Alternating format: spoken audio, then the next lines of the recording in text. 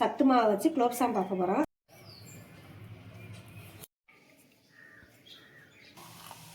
Jeera ready ஆயிடுச்சு.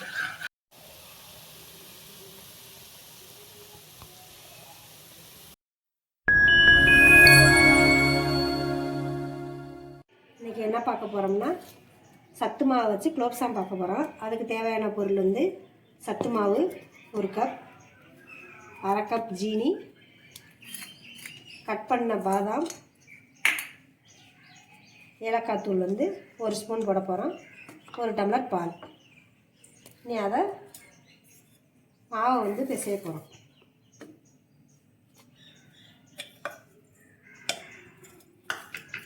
மாவு வந்து கொஞ்சோண்டு ஏலக்காய் தூள் போடுறோம். எப்பயும் போலயே ஒரு அரை ஸ்பூன் ஏலக்காய் தூள் போடுறோம். பால் தேவையான அளவு மட்டும் கொஞ்சம் கொஞ்சமாக ஊற்றிக்கிடுவோம்.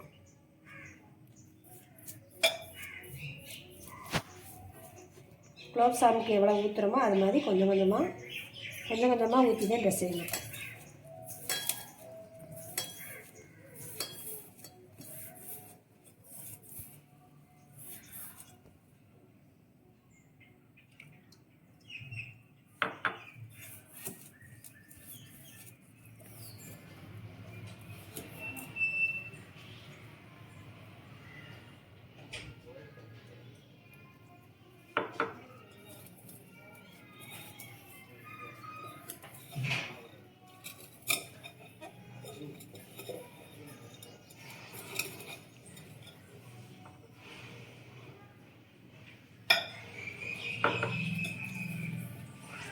உருட்டையில் வந்து நம்ம வீசல் இல்லாமல் நம்ம குலோப்ஜாமுக்கு எப்படி உருட்டுவோமோ அதே மாதிரி தான் உருட்ட போகிறோம்.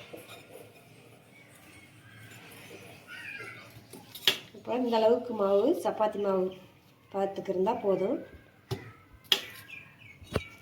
இதை நம்ம வந்து நெய்யை வச்சு லேசாக நெய் தடவி ஊற்றிக்கிற போகிறோம்.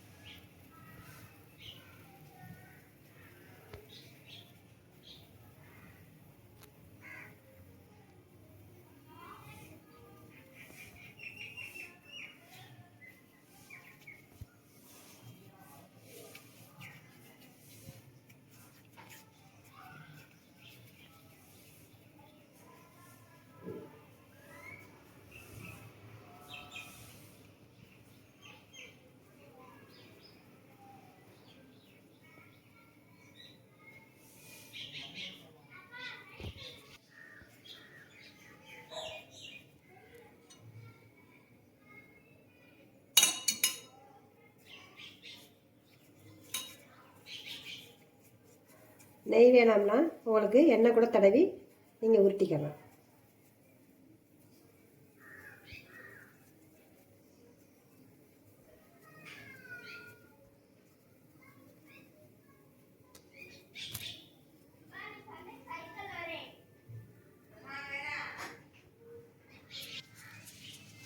இப்போ எல்லா மாவையும் உருட்டிட்டு எண்ணெயில் பொரிச்செடுப்போம்.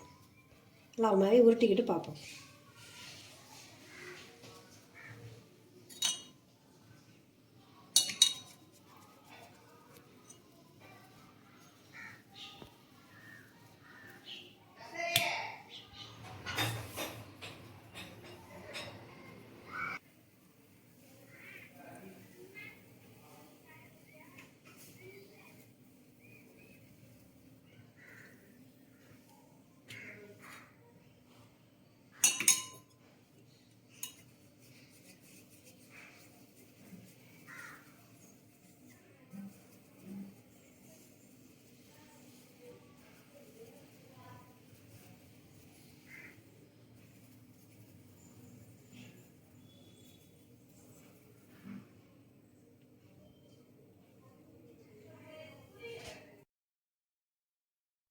இப்போ அடுப்பை பற்ற வச்சுக்கிறோம்.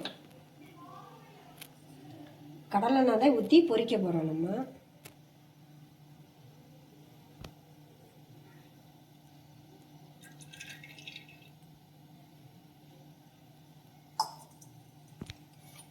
இந்த பக்கம் வந்து ஜீரா காய்ச்ச போகிறோம்.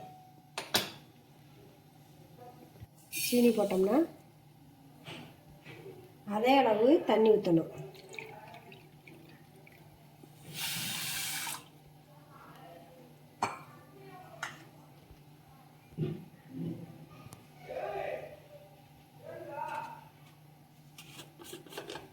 கொஞ்சோண்டு ஏலக்காய் தூள் போட்டுக்கணும். ஒரு 1/4 ஸ்பூன் போட்டோம்னா போதும்.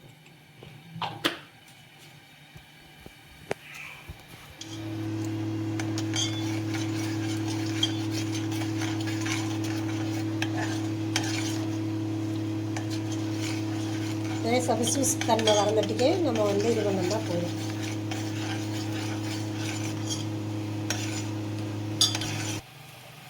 லேசாக பிசு தன்மை வரணும். நல்லா கொதிக்கட்டும்.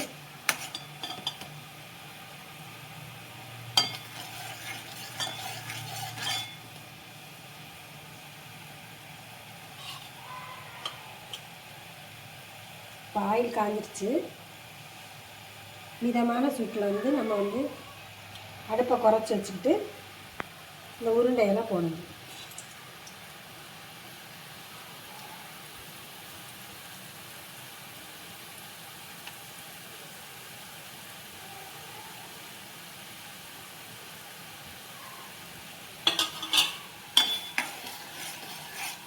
இப்போ இது வந்து ஜீரா போதும். ஜீரா ரெடி ஆயிடுச்சு.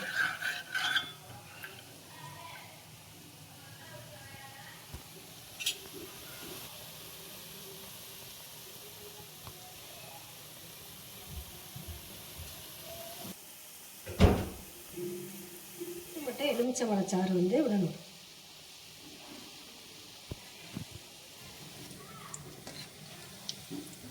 லேசாக திருப்பி விட்டு ஒரே மாதிரி பொரிச்சுக்குருவோம்.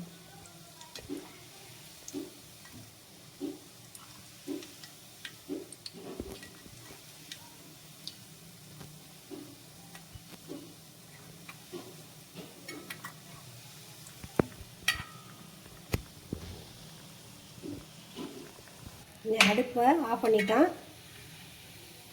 இதை வந்து ஜீராவில் உள்ளுக்க போடுறோம். நம்ம குலோப்ஜாம் மாதிரியே எதுவும் இது வந்து சத்து மாவில் நம்ம செஞ்சுருக்கோம்.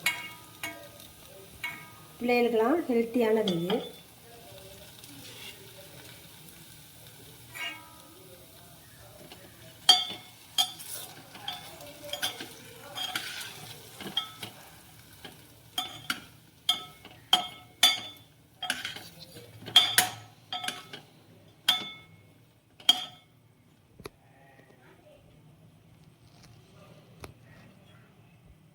இப்போ இதை இதில் வந்து வேறு கிண்ணத்தில் வந்து மாற்றலாம்.